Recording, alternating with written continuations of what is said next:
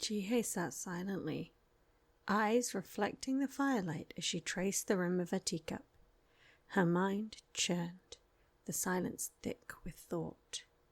Then, almost too softly to hear, she said, "The Lorines." Raphael's brow arched, his eyes widening with restrained surprise before narrowing again thoughtfully. "An interesting choice," he murmured, voice calm but tinged with caution. Jihye sighed, leaning forward, elbows on knees. "I know it's crazy, but they're the only ones I can think of with enough power to keep Valerian away. They're autonomous, hidden, and have no love for outside meddling. If they help me, I'm safe." Raphael stood, walking toward the fireplace. He tapped the edge of the mantle with 2 fingers and chewed the inside of his lip as he thought.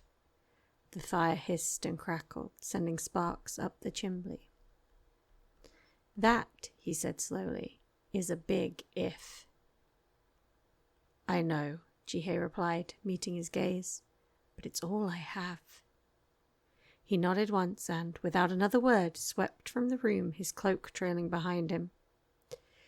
Jihye stared into the fire, torn between hope and dread. Was he coming back? Should she just go on her own? She was used to being alone, but now... The door banged open. Raphael tossed a pile of neatly folded clothes at her. "Change into these." She caught them against her chest, blinking. "Caleb will clean your things. We eat, pack, and leave at dawn." Jihye stood, hesitating. "You don't have to come. This isn't your fight." Raphael turned to her, face unreadable. "It is." And he was gone. The clothes were practical.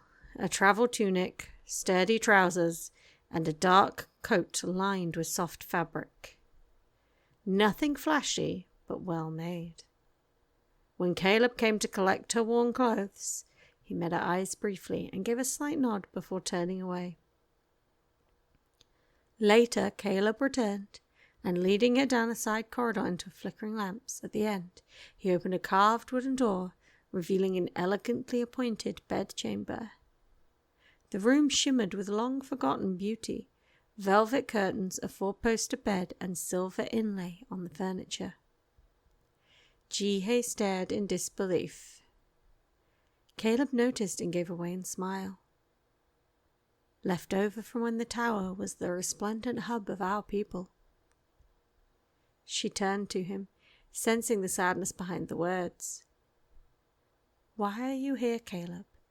With Raphael?" He paused, then spoke softly. "My parents were executed for refusing to fulfill their responsibilities. My mother had a strong magic, but she refused to bond with a chosen partner. She loved my father, a man with no gift. They ran, were caught, executed. I was spared in case my blood carried magic. Made ward of the tower. Raphael took me in." Jihye stared, her throat tight. "I'm sorry." He nodded.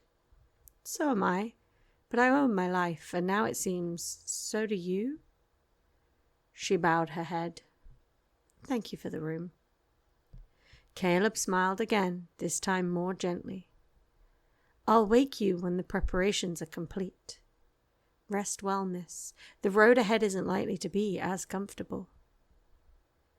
Morning brought grey skies and brisk air. Jihye woke to the smell of bread and the sound of saddlebags being fastened.